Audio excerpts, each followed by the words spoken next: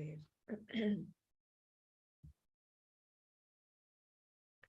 Om Sahana Bhavatu Sahanau Bhunaktu Sahaviryankaravavahai Tejasvinavadhitamastu ma vidvishavahai.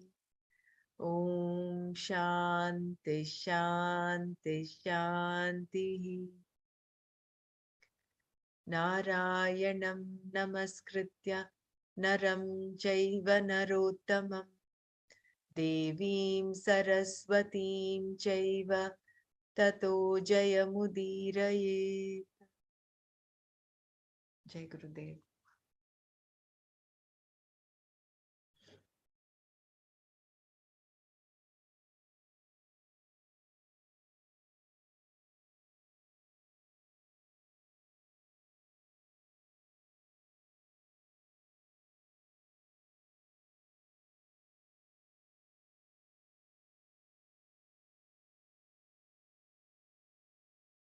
So, very beautiful takeaways from today's session.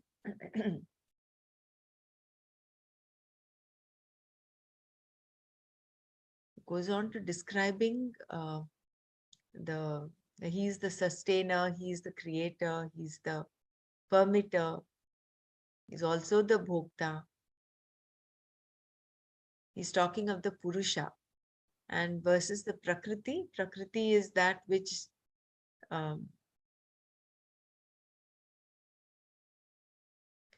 let me just focus the verses 1 second.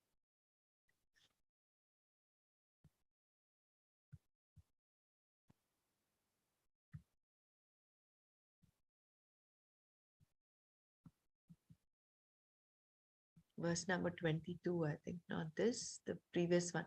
Purusha Karya Karana Kartritve Hetu Prakriti Ruchyate Purusha Sukha Dukkhanam Bhoktritve Hetu Ruchyate. So, Prakriti is said to be the cause in the creation of the physical body and the instruments. Purusha is said to be the cause with reference to the state of being the experiencer of pleasure and pain.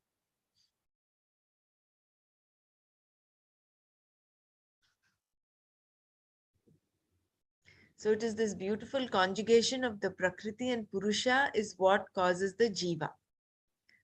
Purusha Prakritistohi Bhunkte Prakriti Jan Gunan Karanam Guna Sangosya Sadasadyoni Janmasu.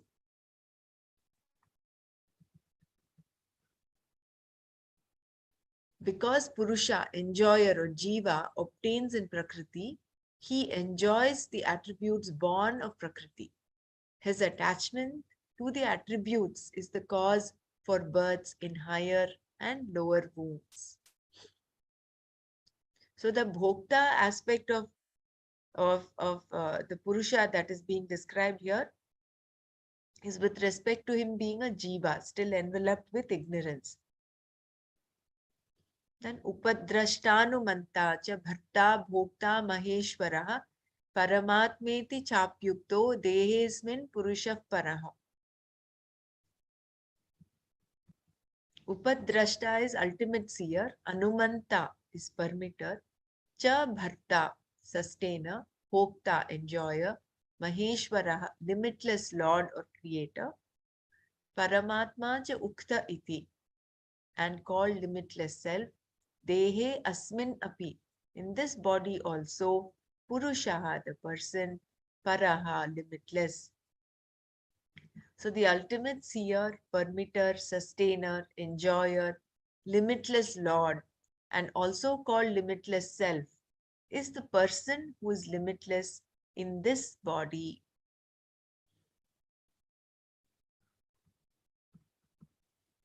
Ya evam vetti purusham prakritim cha gunais saha sarvatha vartamanopi nasabhuyopi nasabhuyobhi jayate. Yaha the one who Purusham Prakritim cha, Purusha and Prakriti, Gunaihi Saha, along with its attributes, Evam Veti, knows in this manner, Sarvadha, Sarvatha, in all ways, Vartamanaha api, even though engaged, Saha he, Bhuyaha again, Na abhijayate, is not born. So the one who knows in this manner, Purusha and Prakriti, along with its attributes, even though engaged in all ways, he is not born again.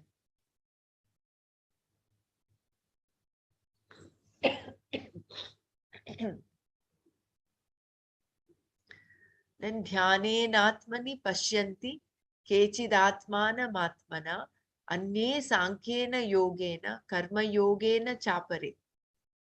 Dhyanena by contemplation, atmani in the mind, pashyanti kechit some see, atmanam the self, atmana with self or the prepared mind, anye others, sankhena yogena by knowledge, cha cha apare and others, karma yogena by karma yoga.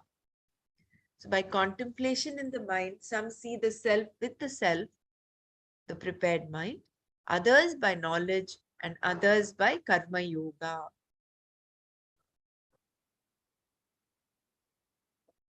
Anye tveva anye tveva majanantah shrutvanyebhya upasate tepi chati tarantyeva mrityam shruti Anyetu but others, evam ajanantah, not knowing in this manner, anyebhyah shrutva, having heard from others or their teachers, upasate, follow, te api cha, and they also, shruti parayanaha, who are committed to what they have heard, mrityum, death, atitaranti eva, indeed cross. But others, not knowing in this manner, having heard from others, their teachers, being committed to what they have heard, follow, and indeed they also cross death. I believe maybe all the bhakti saints who have reached salvation may have done this. They have heard from their parents or their teachers, and that is it. They have just held on to that, and they crossed over. So very good discussion and insight into a lot of things today. That there are number one, without doubt, it is only through jnana. Ultimately, it is jnana that one rediscovers himself. Because our problem is that of non-recognition of our true self. So that recognition happens only through jnana. And there are different methods. Seemingly, there are in Shloka 24, there are three ways that are given, but dhyana also happens, contemplation happens only after acquisition of knowledge.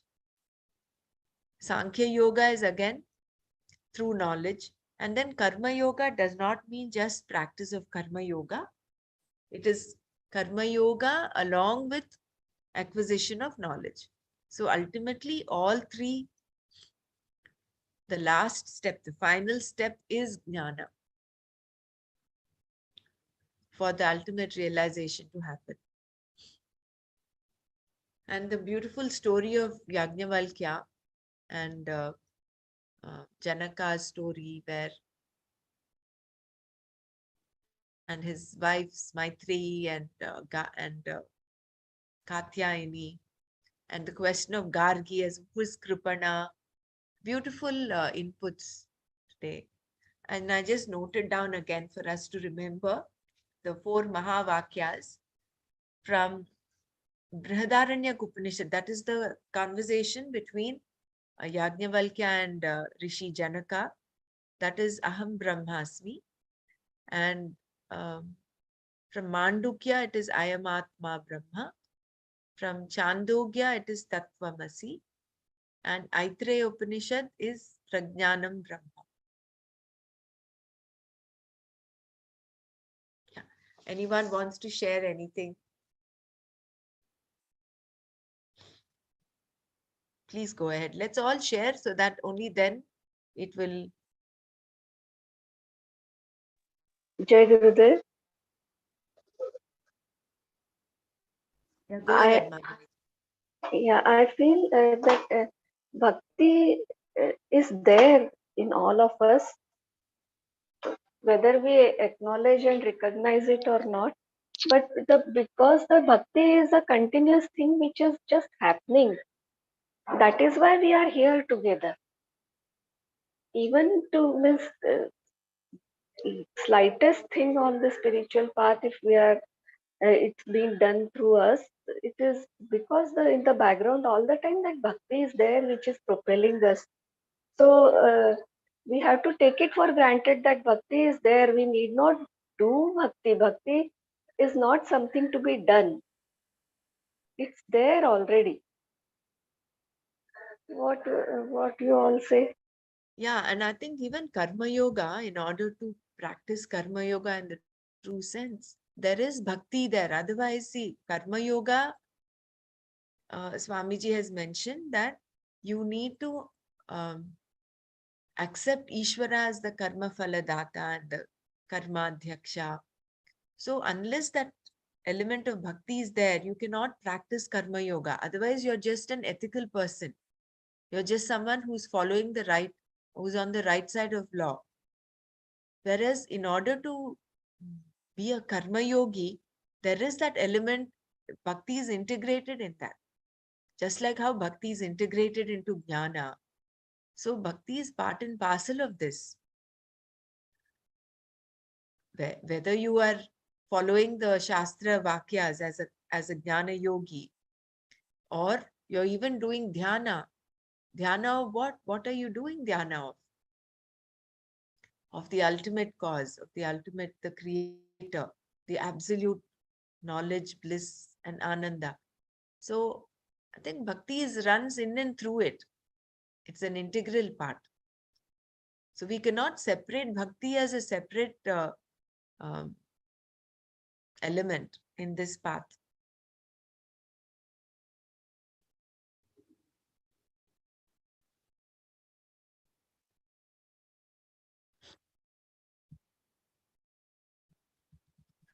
We all have experienced that madness of Chaitanya Mahaprabhu type. That is why we are here.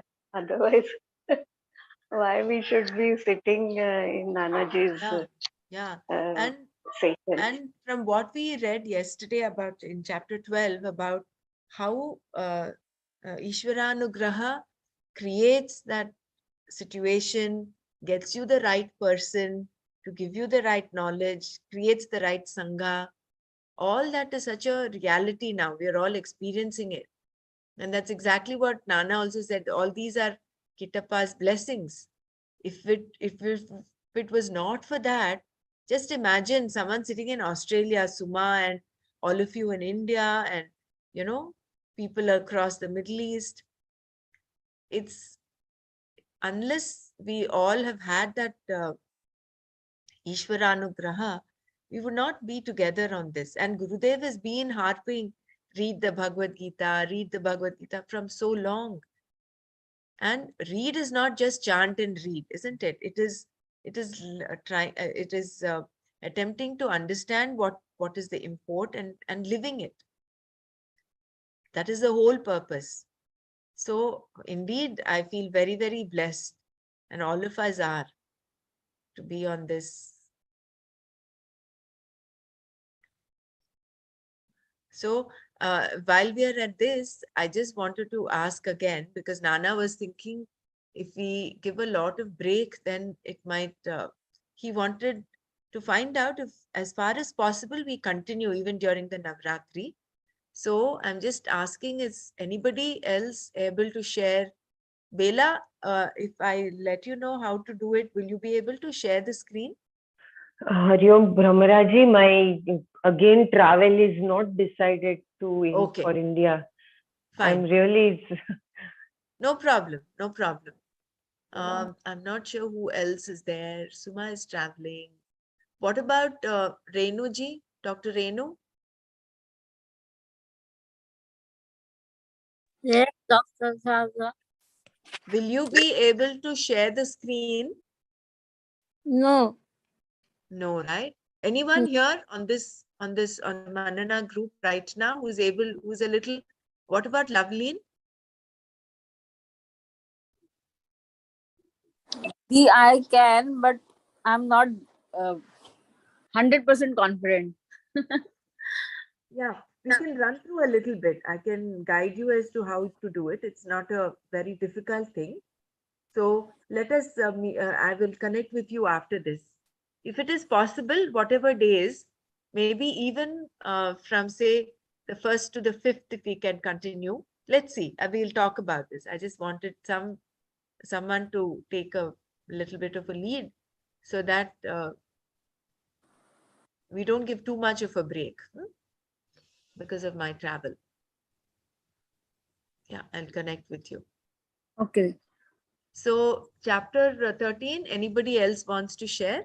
So I think Percy ji, the question of the miracles and all that is part of the siddhis that the Siddha Purusha has. The Gurudev also.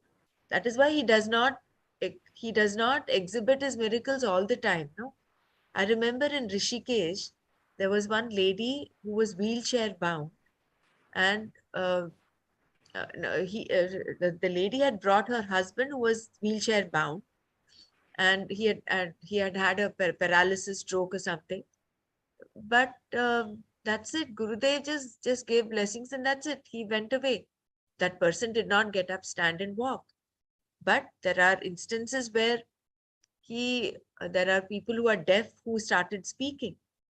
So, number one, I think it is because of patrata, the person receiving the blessings. And number two, I think it is only an exhibit of this the siddha the siddhis that these enlightened people have. So, it ultimately Ishwaranugraha is to create the space for jnana. I think it is good if we hold it on to that. Grace, of course, is such a huge thing. The siddhi powers also are included in the grace. For us, that is what our concept is. We call grace, but that is only maybe exhibition of the siddhis. Maybe that way, if we understand, then it will be clear that ultimately Ishwaranugraha is meant to create a situation for jnana to happen.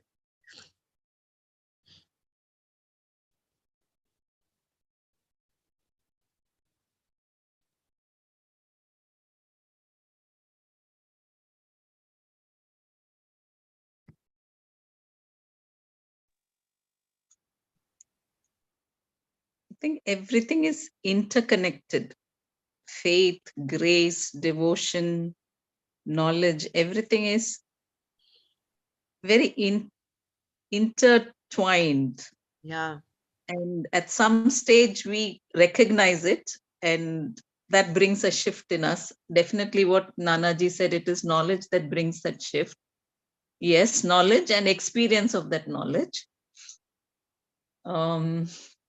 Something else I wanted to say, and today what I got is back to the sugar syrup gulab jamun.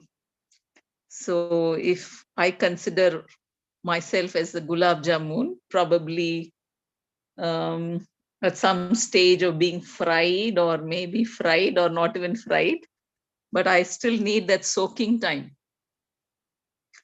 When the knowledge seeps through, that sugar syrup Krishna seeps through every particle of our being, and when we start recognizing it all over, that is the ultimate wisdom, and that is definitely bhakti as well. So this is what came to me, that somewhere in the process of the gulab jamun making I need soaking time. Such a beautiful example that you've given, that the gulab jamun getting soaked in every cell, every atom of the gulab jamun is soaked in sugar. That is how it is that machitta madgata prana. If we are able to be in that state throughout, then life is sweet, and you're sweet. You're sweet completely, and you spread that sweetness to others. Nice.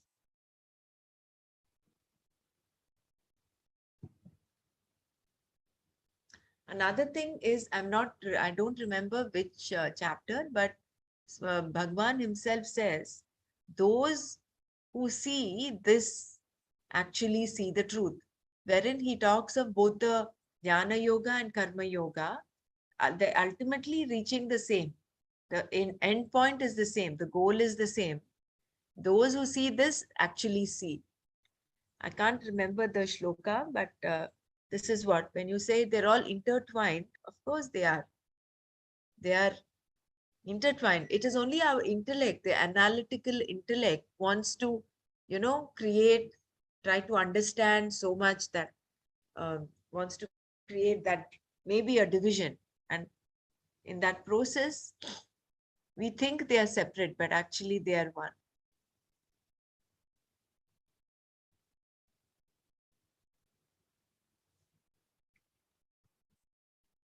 So can you all see the PDF? Yeah, Yes. we can see Brahma.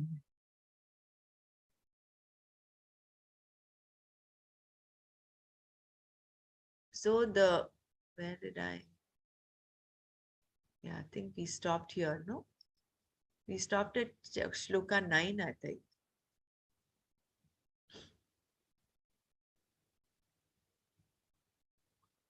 Yeah, I'll just read one para before that. A devotee is a karma yogi for the sake of antahkarana shuddhi, required to gain knowledge. He wants to quicken the process by meditating upon Ishvara, but he is not able to do so. Then the Lord said, you can get your mind into the object of meditation if you follow the steps below. Atha chittam samadhatum na shaknoshi mayi sthiram abhyasa yogena tatah mamichhaptum dhananjaya.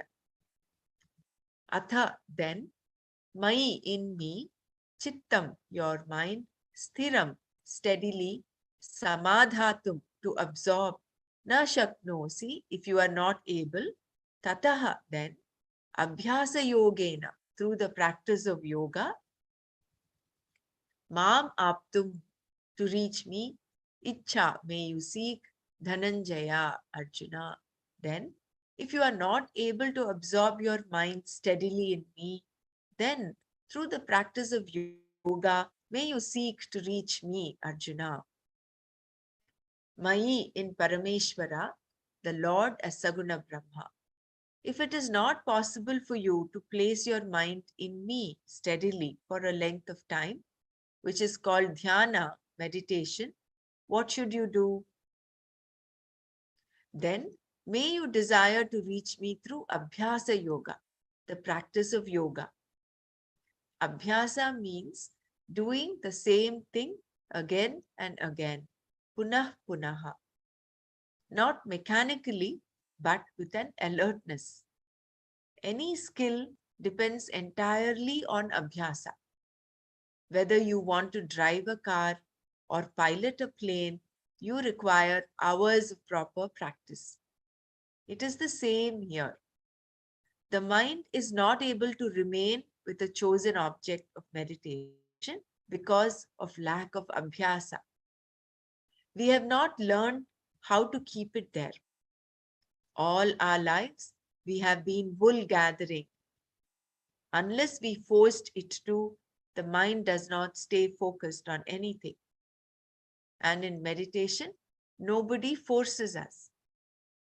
Although we have acquired many other skills, if asked to sit quietly for a few minutes, we cannot manage it. We get restless. This is the problem of a human mind. Yet, when it is compelled to do something, it will. When you understand a newspaper article, it is because your mind finds the topic compelling and remains there for a length of time. If you open a thriller, you can read it from cover to cover, even sacrificing your sleep. Your attention is drawn and the mind does not stray. But when you choose an object of meditation, you find your mind wanders everywhere. Therefore, the Lord considers the case when na shaknoshi, if you are not able, mai chittam samadhatu, to absorb your mind in me, if you cannot commit your mind to a given object and without effort are able to dwell upon it, that is chitta samadhana. If that is not possible, undertake yoga abhyasa. Yoga here means Ashtanga yoga. Because the karma yogi is being discussed, we know that he already has yama and niyama.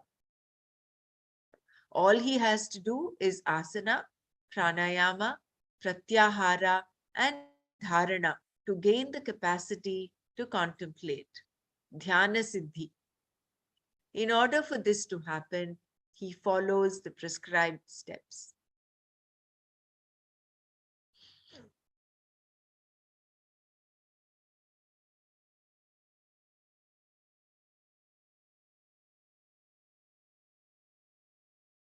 Just 1 second.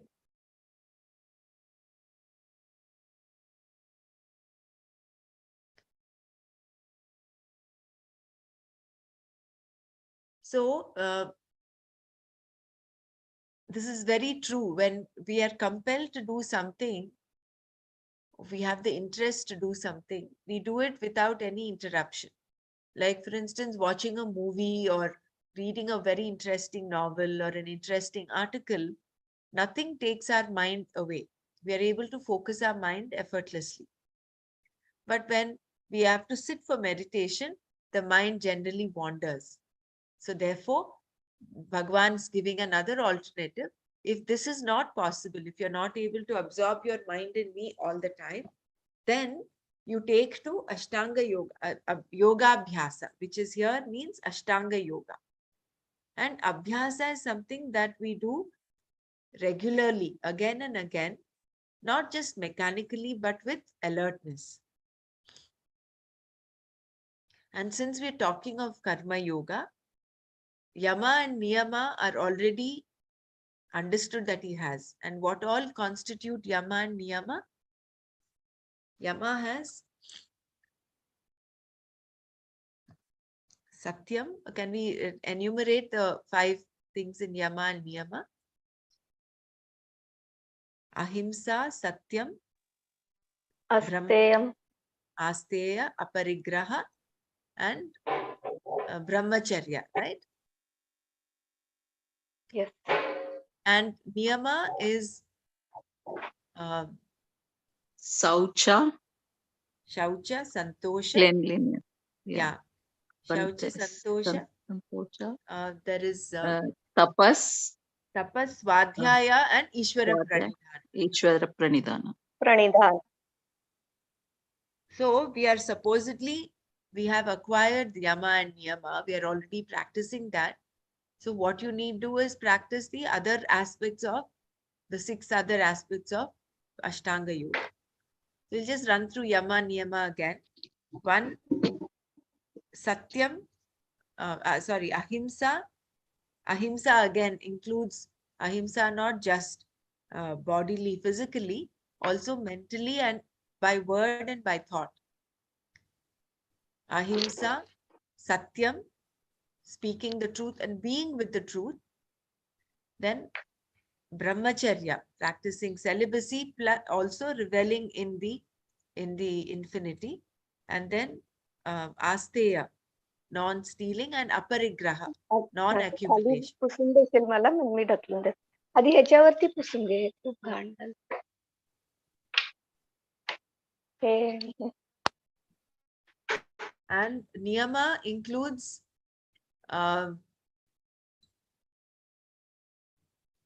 Shaucha, Santosha, then Tapas, Swadhyaya, and Ishvara Pranidhana. Shaucha, anyway, I think COVID has taught us enough physical Shaucha, whereas mental Shaucha is also important. And then Santosha, it's a practice of of being happy at all times, irrespective of whether they're pleasant or unpleasant situations you're dealing with. And tapas is going through something which is unpleasant, being uh, uh, in spite of going through some difficulty, in case you're able to take the pairs of opposites with the same equanimity, that is tapas. Then swadhyaya. Swadhyaya is asking self-study about who am I, who are you, who am I, what is this uh, creation. That's exactly what we're doing right now. And Ishvara Pranidhana, surrendering to the divine, accepting that there is a divine and a higher cause. So asana means any one of the postures in which you can sit and meditate. The capacity to sit for a length of time, asana siddhi, can be acquired through practice. I remember Gurudev in one of his one of the videos had mentioned when he was with Maharshi Mahesh Yogi at that point, they had to sit for about more than 12 to 18 hours or so without moving. That is the asana siddhi. Then pranayama is discipline with reference to breathing. You deliberately inhale and exhale in given proportions and retain the inhalation or refrain from it for given lengths of time. Pratyahara is withdrawing the mind from the external world of objects. And it does not automatically happen unless one has consciously cultivated the discipline of absence of greed. We should know how to avoid grabbing and also how to get rid of useless things. First, we have to clean the junk out of our own room. This we find difficult because we always think it is going to be useful sometime. It has been there for 10 years and has not been of no use whatever, but still you cannot get rid of it. The practice of pratyahara starts here. Similarly, one should have a mind that is relatively free of conflicts. Only then pratyahara can take place. Dharana is the practice of concentration. This has to begin with things you love. If you concentrate on what you like to dwell upon, you will find it is not difficult. All these steps called Abhyasa Yoga lead to Dhyana, meditation. You follow these disciplines to help you gain the capacity to meditate, and you also meditate and study the Shastra. Being a participant in the creation, naturally, you will find yourself in situations which warrant certain actions. The action called for is duty, being in conformity with the moral order, dharma. Looking upon this dharma as a form of Ishvara is karma yoga. So here I would just like to stop and then, give such a beautiful meaning he's given to pratyahara.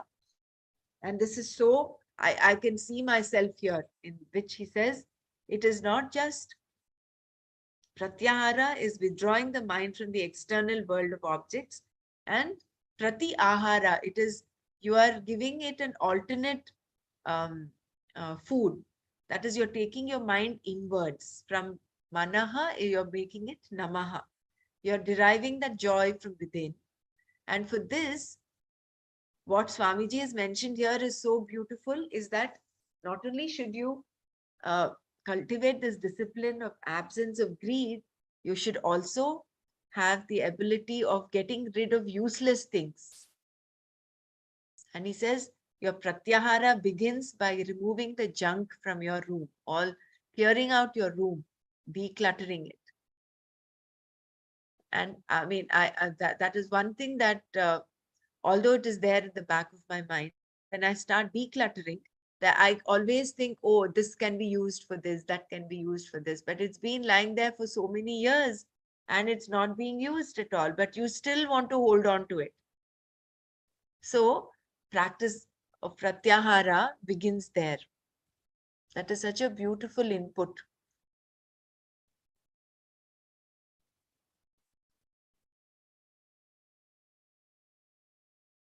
And not just physically, even mentally, we hold on to so many things. No, I'm talking of myself here. I'm able to look at my ritualism in this light. I find that doing it is what giving me joy.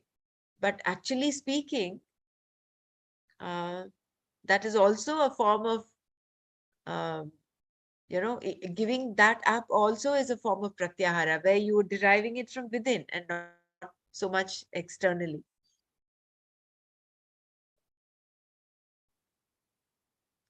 And a mind that is relatively free of conflicts, that only then pratyahara can take place. Does anyone want to share anything here, or should I go on?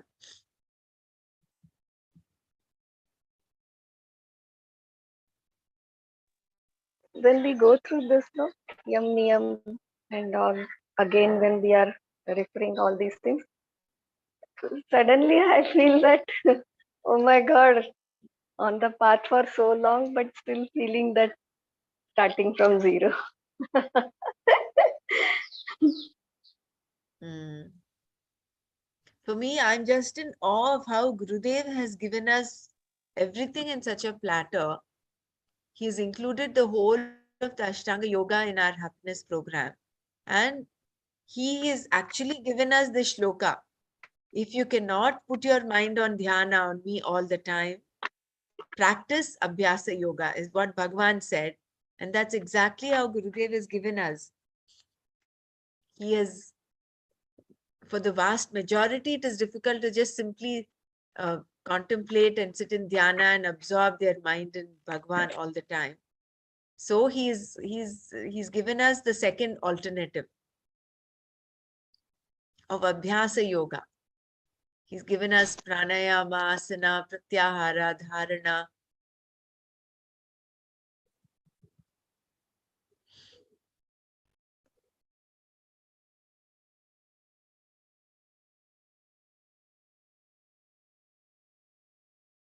Yeah. Shankara gives us the definition of Abhyasa Yoga again and again, bringing the mind back from everything else to one object of meditation. Why does he say again and again, punah punaha? Because the mind will stray. The definition of meditation is repeatedly bringing the mind to the object of meditation.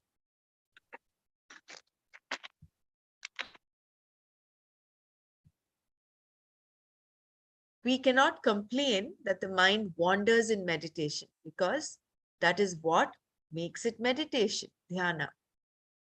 If the mind remains absorbed, it is called samadhi.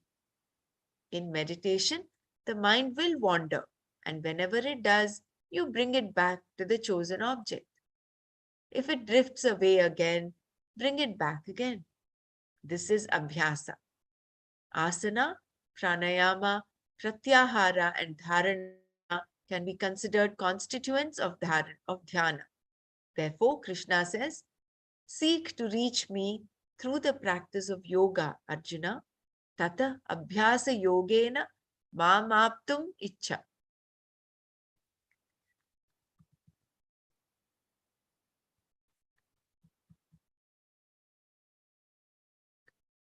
This is so in sync with what we do in the Sahaj Samadhi meditation. No?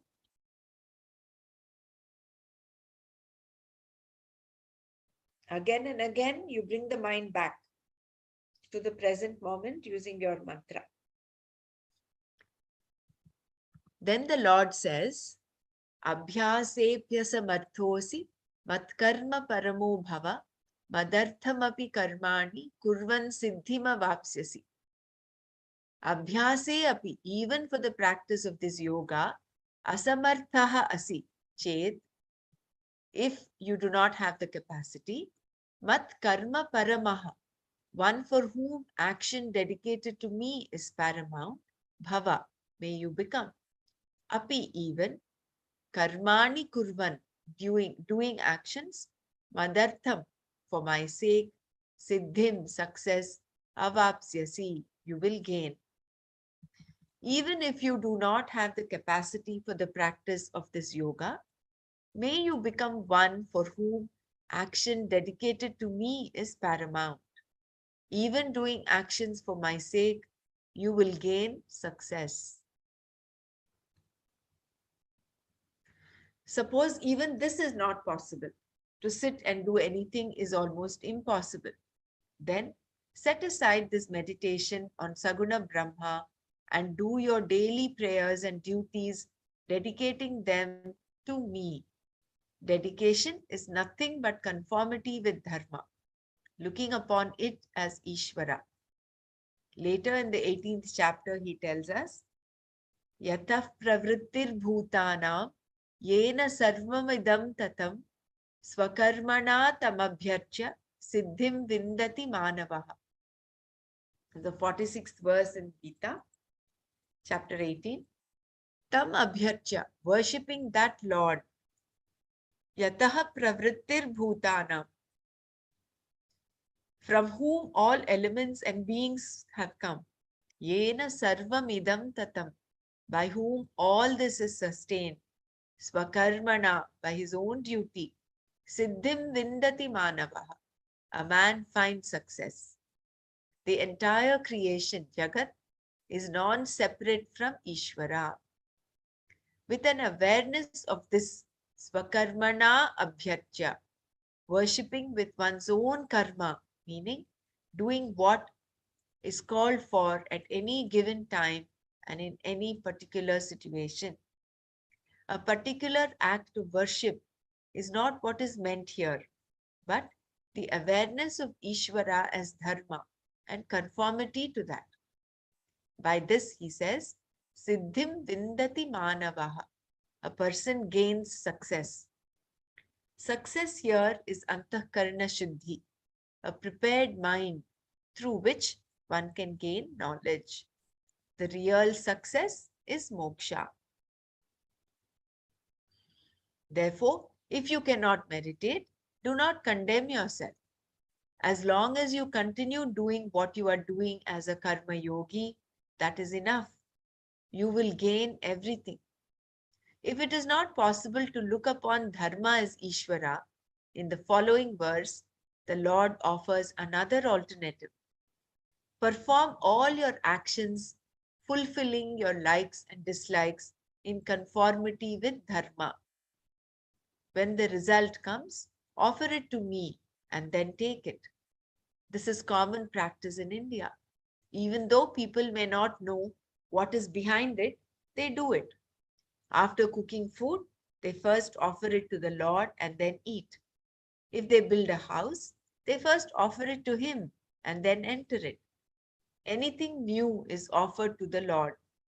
A newborn child is offered to the Lord and therefore becomes prasada, what comes from the Lord. This is something anybody can do.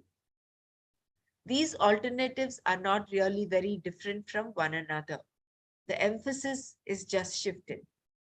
One thing is clear though, if a person lives a life of karma yoga, along with meditation upon Ishvara as Saguna Brahma, he is yoga vittamaha, the best in the sense of nearest to moksha.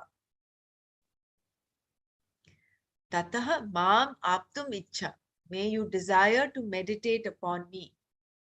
Aptum means to gain, but in the context, it should be taken as dhyatum, to meditate. Finally, it is a gain. So, translating aptum as to gain is also correct. By meditation and gaining knowledge, may you desire to gain me. If you are not capable of even this practice, abhyase api asamarthaha asi, you can live a life of karma yoga. That is good enough. May you become one for whom karma is done for me, is the ultimate mat karma paramo bhava. It is the ultimate in the sense that it is the means that he commits himself to for the Antahkarana Shuddhi required for Jnana.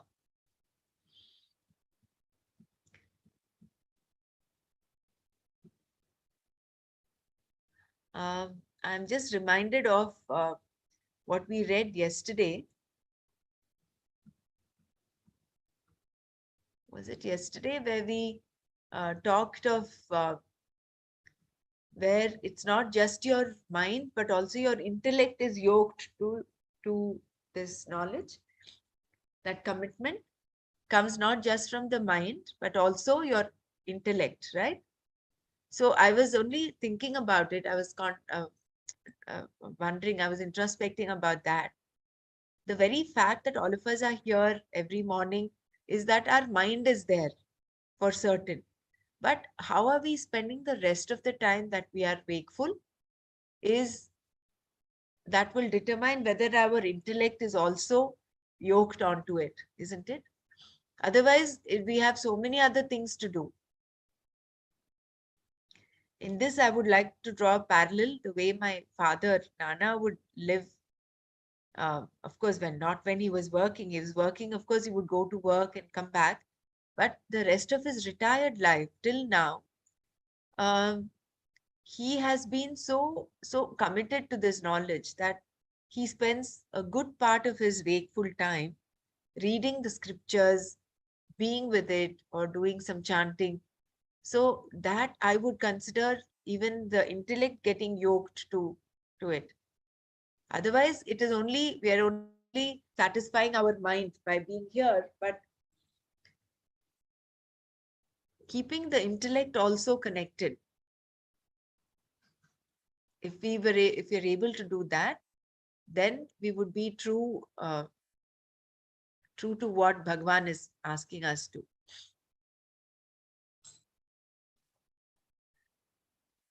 I just want to take you back to that paragraph that we read yesterday.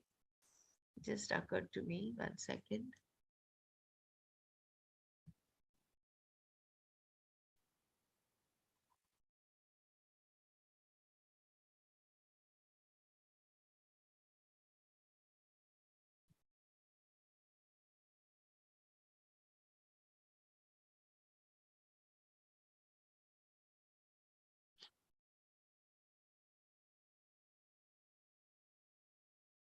I think it is over here. Commit your buddhi and mind. If you allow me, I want to read this again. Commit your buddhi and mind to me. Mai eva, in me alone. This me, Shankara says, is Ishvara as the cosmic form, Vishwarupa. May you commit your mind to me. Mayeva mana adhatsva. Both mana and buddhi mean the antakarana. So, when they are used together as they are here, each has a restricted meaning. Though both are antakarana vrittis, there is a difference based on the process of thinking involved. Manaha is fluctuating between certainty and uncertainty. Sankalpa vikalpatmakam. Buddhi is the function that leads to a well ascertained conclusion. Nischayatmika. Both must be in me, Bhagavan says. Why should he mention each separately? When the mind is placed in Ishvara, is the buddhi also not necessarily placed there? That may not be so at all. One may not have the commitment that arises from a well assimilated understanding of what one wants. Purushartha Nishchaya. What is Ishvara? Why am I doing this? What is the phala that I am seeking? The ascertainment of all this is involved in the Nishchayatmika Buddhi. Then, when you place your mind in Ishvara, it will stay there. Otherwise, when there is vagueness about the very pursuit and the nature of Ishvara, other interests are equally compelling and naturally the mind will stray. But if you have determined what you really want, your pursuit is directed and meaningful. That is why the value Tattva Jnanartha Darshana is pointed out in the next chapter. constant study of Vedanta Shastra, Adhyatma Jnana Nityatva is also a value mentioned there, but that alone is not enough. As a value, it can be very vague, and therefore, he says the study should be done keeping in view that the purpose is knowing the truth of oneself. Tattva Jnanartha Darshana. This is Purushartha Nishchaya. Just wanted to relate this to our lives so that we understand what the actual actual mumukshutva is.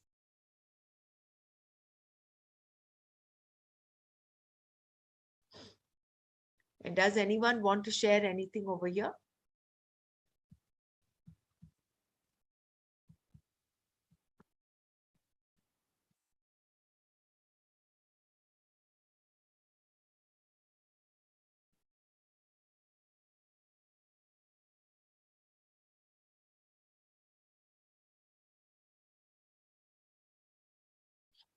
Okay, what does it mean to perform action for the sake of Ishvara?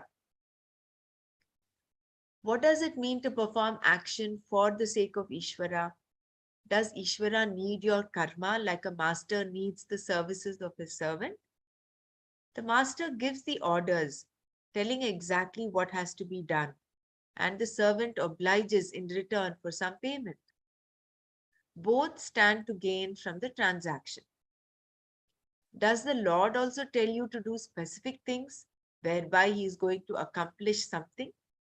Does he expect to benefit from your activity? If so, he is not Ishvara. Doing something for the sake of Ishvara cannot be for his benefit because Bhagavan by definition is Purna, complete. He has all that one could wish for in absolute measure. So it is not for his sake.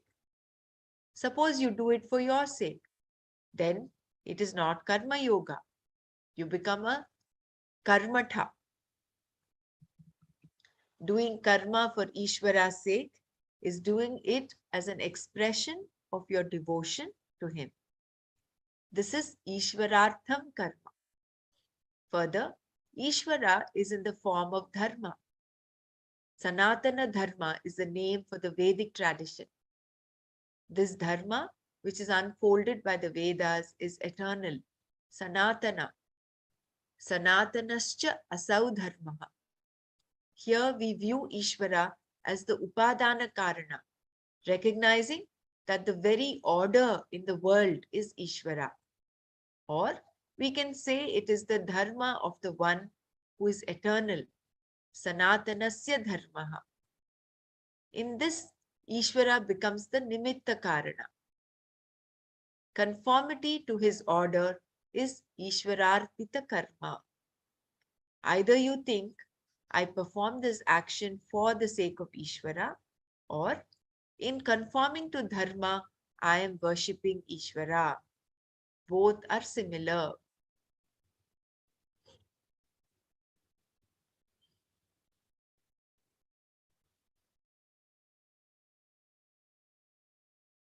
So you either consider Ishvara as the Upadana Karana, as the one, as the dharma, the very order in the world, the whole creation, or you consider him as the Nimitta Karana, the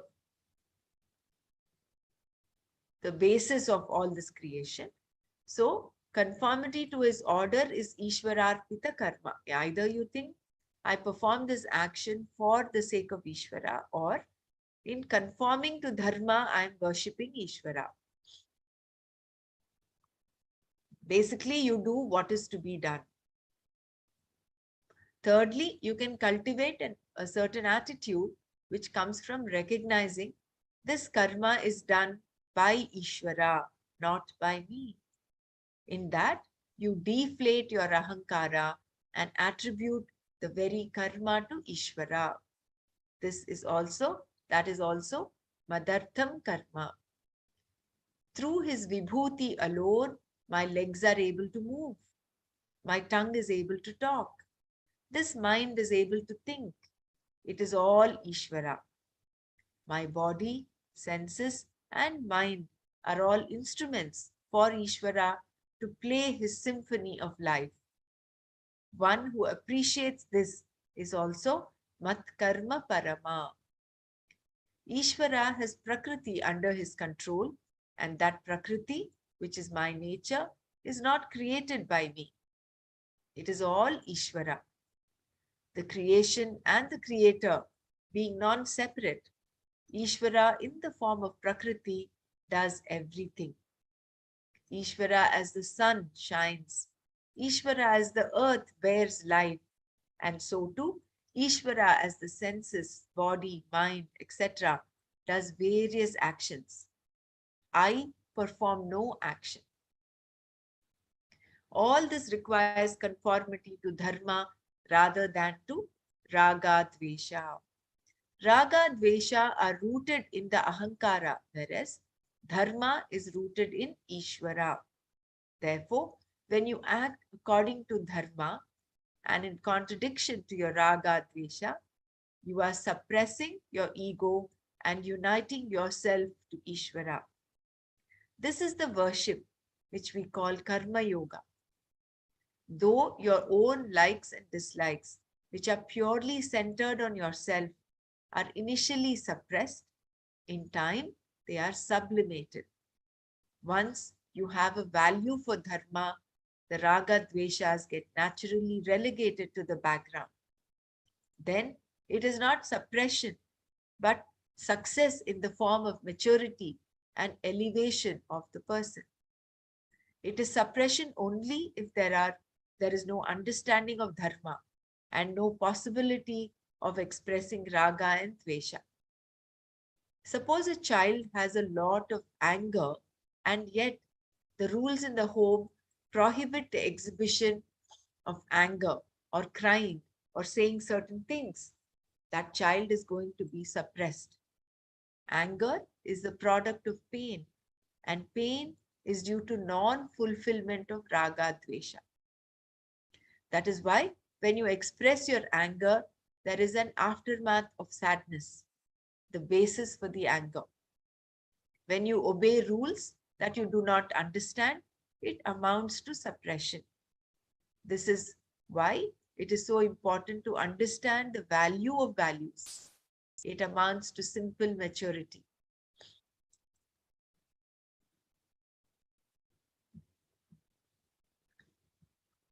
Growing up implies appreciation of dharma. Shall I just continue a little more? It's quite big. I will just continue till the next title, next subtitle. Growing up implies appreciation of dharma. Every day we have to make choices, and if we are confused about what is right and wrong, it is better to be an animal. An animal is not confused, nor does it have any conflict. Can I request everyone to mute yourself, please, so that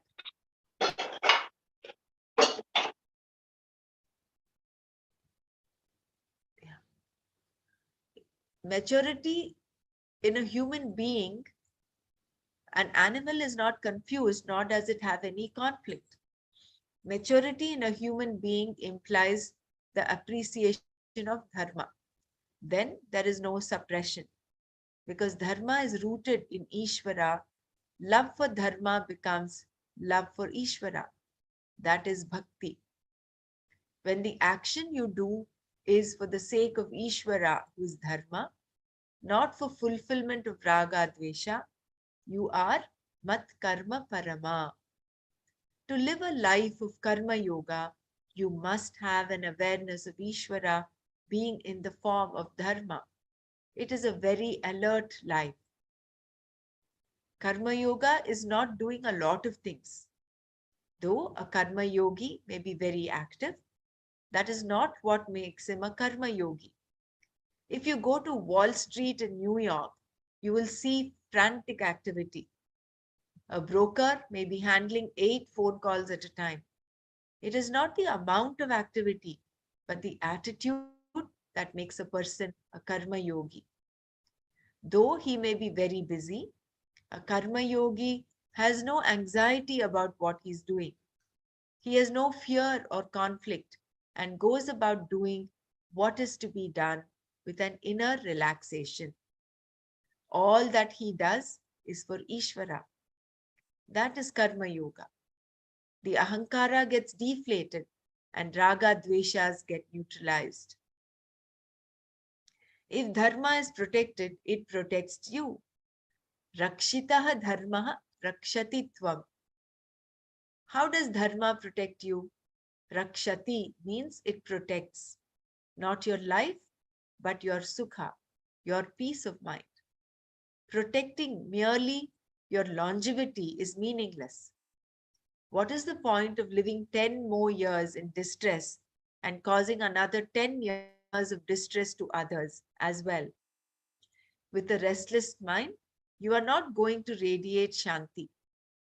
Even someone who has a degree of Shanti will lose it in the presence of a disturbed person. When dharma is not protected, the ahankara inflates and the raga dveshas become destructive. Because you cannot have your way all the time, you're going to be angry, frustrated, depressed, etc. That ahankara will increase and clash with the surroundings. But if dharma is followed, there is harmony. Whether you are able to conform to dharma or not, the attempt to do so is enough. If the people around you are educated enough to also attempt to conform to dharma with some awareness of what they are doing, you will find there is an atmosphere conducive to everybody's growth. But if everyone's attention is focused on me and mine, growth will be stifled. Individuality has its beauty, but it also creates strong personal raga dveshas, which become so important that we cannot really accommodate anything else. When they are so highly pronounced, they demand to be fulfilled. Yet, you cannot have your own way all the time, so they are bound to be conflicts. In a world of individuals, each one wants to have his own way. Unfortunately, what the other person wants is often exactly the opposite of what you want. In this situation, how are you going to fulfill your raga dveshas? It is impossible. And if the ego demands it, what kind of shanti are you going to have? And without shanti, where is happiness? Ashantasya kutas sukham. Therefore, protecting dharma will protect your sukha and thereby your purushartha, what you want to accomplish. With the protection of dharma, your jnana is also protected. Otherwise, you will be fanning raga dvesha, which can never be satisfied. Like fire, they are called anala because they never say enough. The more you feed them, the more they want. If you cannot meditate, Krishna tells Arjuna, be a karma yogi, performing all actions for the sake of me. Madartham karmani kurvan.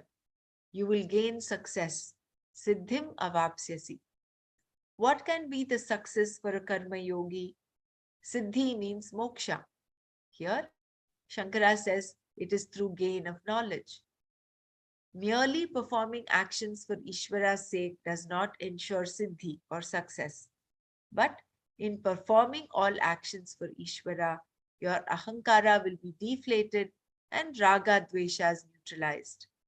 That will bring increased composure and enable you to meditate to gain jnana. This is very, very beautiful. Anybody wants to share any takeaways before we close for today? I think Gurudev has given this platform of art of living for so many projects and courses and this and that. Whatever just now we have gone through, it's exactly on the same basis and on that line. Jai Gurudev.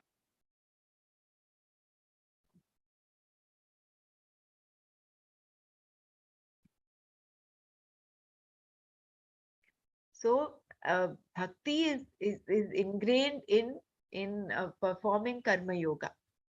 Karma yoga is not just doing action, but doing it in conformity to dharma, or whatever you're doing, you're offering it to Ishvara.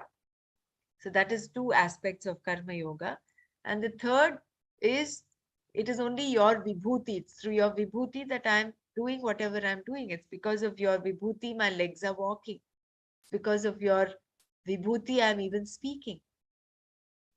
So then your ahankara gets deflated.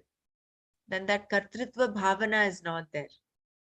So even that is madartam karma. Even that is karma yoga. And when you do this, when you're conforming to dharma, you are slowly, initially it seems like you're suppressing your raga dvesha, but eventually they get sublimated. Because the problem with raga dvesha is if they're not satisfied, then it leads to anger and frustration and all the negative emotions. Whereas when you are rooted in dharma, you are ensured sukha. Dharmo rakshati rakshitaha is that it is not your longevity or life that is prolonged. It gives you that peace of mind. You are free from conflicts when you follow dharma. So very beautiful. The amount of assurance Bhagwan gives is so wonderful. I mean, that again and again brings us back, especially me, from being this materialistic world to the Ishvara, doing everything for his sake. And I mean, that is bringing back the devotion. And that is just, I'm sorry, Brahmaraji, out of the track, but I'm just trying, because I have still not purchased my tickets. So I feel that if I take commitment for all 10 days, then I will just postpone it. I will have my tickets. I have still not purchased. So I was just thinking for the not for all this the 10 Navratri days. time. Yeah, maybe not all the 10 days. Maybe We can distribute, or we can just we can keep one person as standby in case there is some yeah, I'm sorry for being out of the track, but just no. going through this Swamiji's text right now, it is just that when you are in dharma, protecting of dharma, then the things will fall in place, which is according to your wish. Yeah. No, don't feel obliged for that. Not at all. What you have to do, you do. If you have to travel, you travel. No, it is not. I am obliging my own self, not obliging others. Yeah. It is not for the sake of anybody else. It is for the sake of me always. So, yeah, we'll take it forward. I think Loveleen is there. Maybe you can also be there. We'll see. We'll take it. I will also chip in, except those mornings when the live homas are there, no, towards the end, Shashti, Saptami, Ashtami. Yeah. Otherwise, I will also try my But I level. think Little bit all training is needed. Mas, if I remember, they don't begin at 7:30, do they? They're a little later, no? I think 9 o'clock, no? 9 o'clock. Yeah, you're right. So, 9. so what we'll do, maybe we can skip the Manana session, but we'll have Nana session continuing. It's only for 1 hour. It's 7:30 Yes. to Good 8:30. idea. Manana, we will restart once everyone is back so that we don't miss Yes. out. Huh? Yes. So Yes, what yes. the commitment we are asking for is only that 1 hour, 7:30 to 8:30. I will, yeah, let me see how best I can work it out. We all can be ready, and we will see whoever is perfect. It will become everybody's responsibility this 10 days. Kind of, yeah. 2-3 people chip in little, and we will. Yeah, we will complete keep our screen ready, all of us, and What we'll we do, will see. yeah, what we can do is let's have a Zoom session for all those who are keen to commit themselves to this. Then I can kind of guide all of you to screen sharing, And it's a simple thing. Once you learn how to do it, it's very easy to do. So that we have someone to stand by in case one is not able to do. So this continues. With respect to dharma, I just want to share one thing. I watched half a movie sometime back, okay, and I wanted to finish watching the other half of the movie. And I asked, I'm not so good with this Netflix and all that. So I asked him, I said, can you please put it up for me? I want to watch. And in the back of my mind, I know it is raga that is pulling me towards that.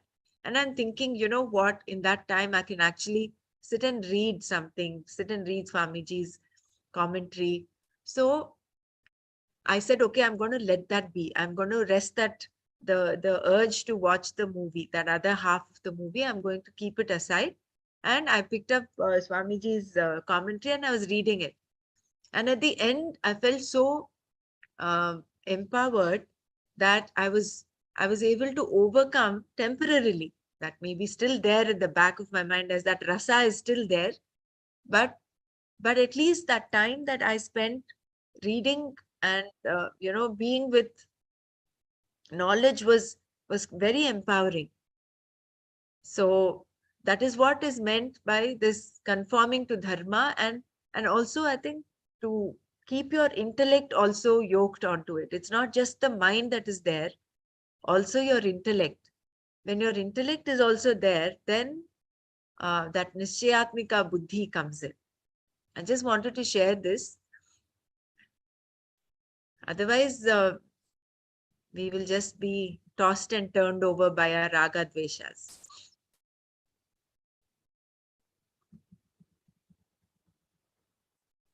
I could not hear you, Brahmaraji. I think my internet had gone. But what I could hear is like we have to give priority to our dharma, and I'm sure it will pave the way for our own self inner growth. Right. Was everybody else also not able to hear? Was my internet shaky? I don't know. No, I am continuously, I can hear. No You problem were able to from hear. you. Yeah, no, I was just sharing that I wanted to watch another half of a movie that I watched some days back, and that my raga was going towards that. I wanted to watch that.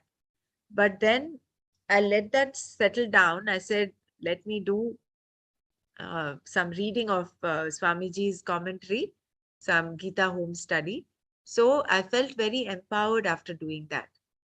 That is only a small example, but there may be so many where my raga only takes over. But this was one small example that where it's not just the mind that is there on this Atma Jnana, your intellect is also there. So both are required for us to have the Nishchayatmika Buddhi. The Purushartha Nishchaya is what Swamiji had talked of earlier. Yeah. So I feel sometimes doing totally something opposite with awareness also helps. Opposite values complement each other. Wala, this thing. So with more attention and attentiveness, we can attend to the knowledge also when we do something totally irrelevant. That is also needed. living a very alert life. That is what he says. No, Karma Yoga is living a very alert life, conforming to Dharma. Yes. Then you, even if you are watching the movie, it's okay, but that your witness consciousness should be there.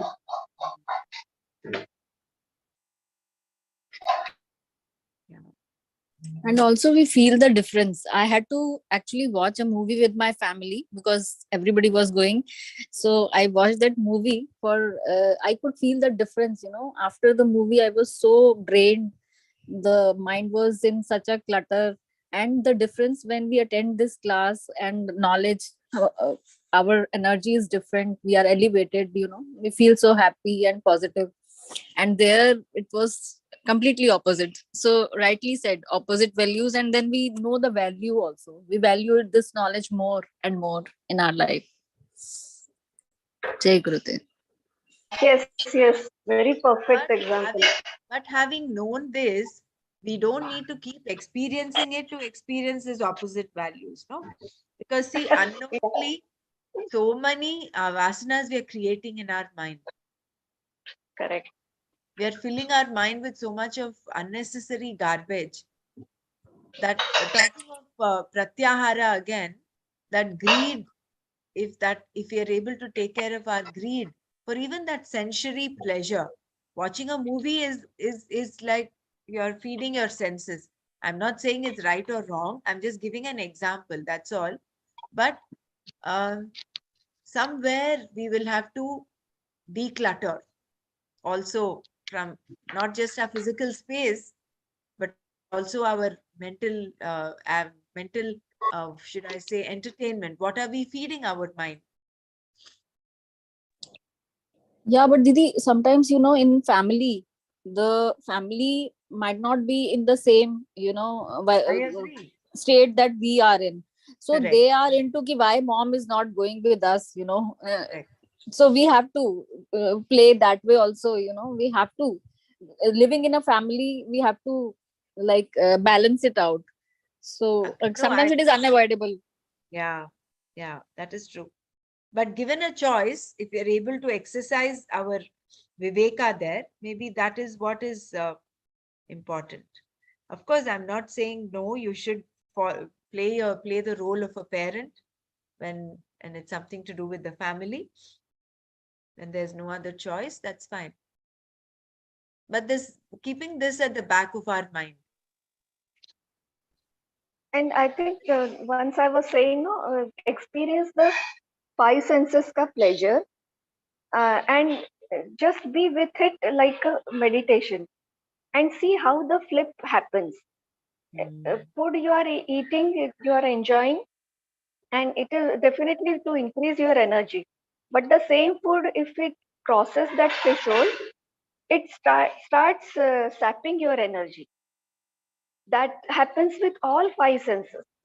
And that is why sometimes we really need to, all of us, we need to do the meditation with each and every of our senses. उससे क्या होगा that where to draw the line will become more and more strong in our consciousness, in our understanding.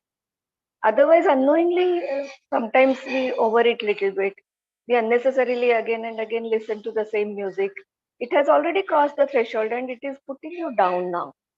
So watching the movie can bring that more awareness, see how it is tapping the energy, lowering the energy.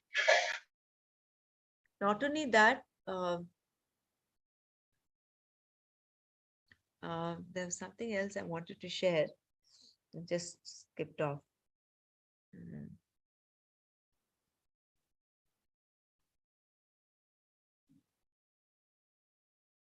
Yeah, it just gone. Fine. So shall we stop here? Wind up here.